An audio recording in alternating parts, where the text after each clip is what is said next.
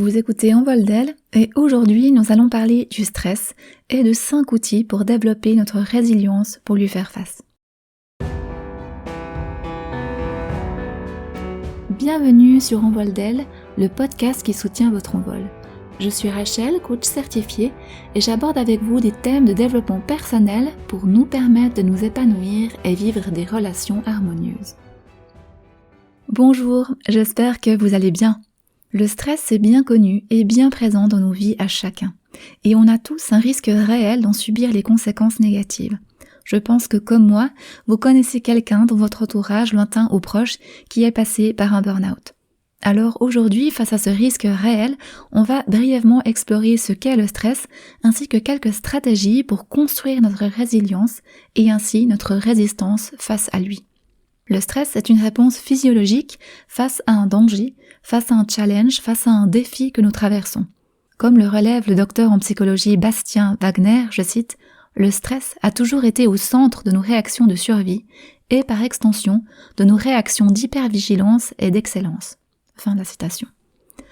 En effet, c'est important de savoir que le stress nous est utile tant que les réactions physiologiques ne sont pas excessives. Dans ce cas, au lieu de nous être utile, ça conduit à l'épuisement de notre système de défense et de survie.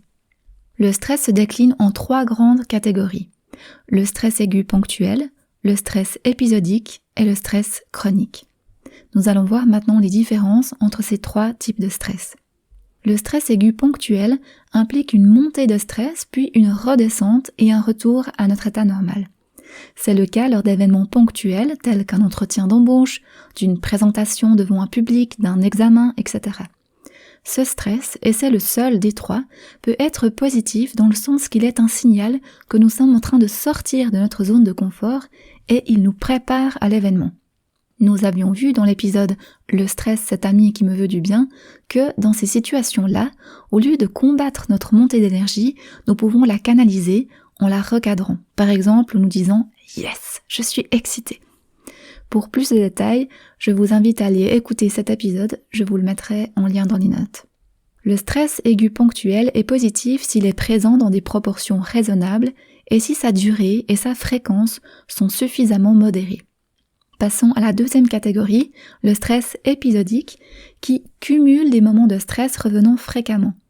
La redescente, après la montée du stress, survient également, mais le laps de temps entre 2 montées est court. Si la personne arrive à retourner à son état normal entre 2 montées, alors ça va. Le problème survient avec l'habituation face à ces multiples stress et où les signaux d'alarme ne se mettent plus en place et on ne les reconnaît plus et où la redescente et le retour à l'état normal ne survient plus non plus. Sur la durée, un phénomène d'usure prend place et risque de mener à la 3e catégorie, le stress chronique, délétère pour tout notre être. Ces 2 types de stress, le stress épisodique et chronique, sont clairement négatifs et mauvais pour nous. Pour pouvoir apporter une solution adéquate face au stress que nous vivons, une première étape sera déjà d'identifier où nous en sommes. Suis-je en train de vivre un stress ponctuel avec un retour à la normale ou un stress épisodique, voire chronique? À cause du phénomène d'habituation, ça peut nous être difficile de remarquer notre état de stress. Si vous vous demandez si vous êtes concerné, il existe un test que vous pouvez remplir en ligne ou que vous pouvez imprimer en version papier sur stressnostress.ch. Je vous indiquerai le lien dans les notes.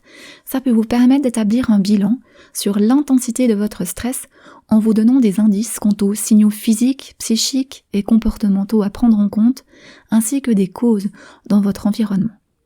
Ainsi, le stress survient au milieu de 3 éléments. Un problème à résoudre, des contraintes environnementales et nos ressources individuelles. 2 grands types de stratégies peuvent alors être mis en place avec plus ou moins de succès. La première stratégie, ça sera d'agir directement sur le problème pour le modifier et ainsi diminuer ou supprimer le stress. La deuxième stratégie est orientée vers la régulation émotionnelle.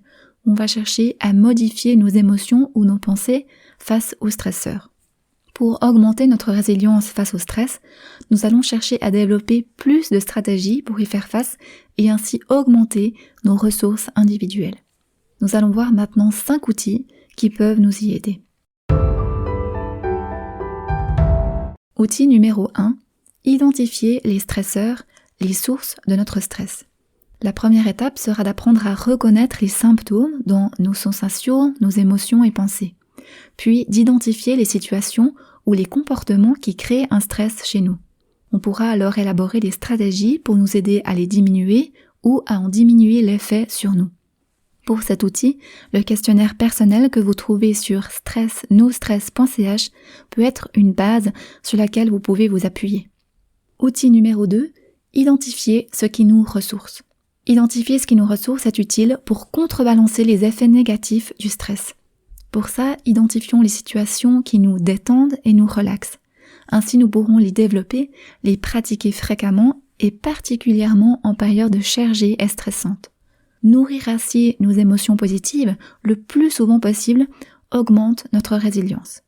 Outil numéro 3, établir une hygiène de vie par le mouvement, le sommeil et la nourriture. Manger, bouger, dormir, c'est la base qui nous donne des armes pour être mieux aptes à gérer le stress ensuite dans notre quotidien. J'y reviendrai sûrement une prochaine fois plus longuement car c'est tellement important. Mais pour l'instant, rappelons-nous ces basiques essentiels. Du mouvement tous les jours, du sommeil en quantité suffisante de 7 à 9 heures par nuit et une nourriture de qualité qui est notre carburant. Dans le cas du stress, et notamment pour aider à la redescente du stress, le mouvement est tout indiqué. Le mouvement aide à faire descendre le niveau de stress, aide à éliminer les mauvais effets dans notre corps et augmente les hormones qui nous aident à être résilients. Pour ça, pas besoin nécessairement de faire des sessions de sport intenses que vous risquez de ne pas faire, mais déjà simplement de marcher tous les jours, c'est vraiment bénéfique. Outil numéro 4, la relaxation. Si vous froncez les sourcils en entendant ce mot, n'ayez crainte, il s'agit uniquement d'une approche corporelle. Nous sommes constitués d'un esprit, d'une âme et d'un corps.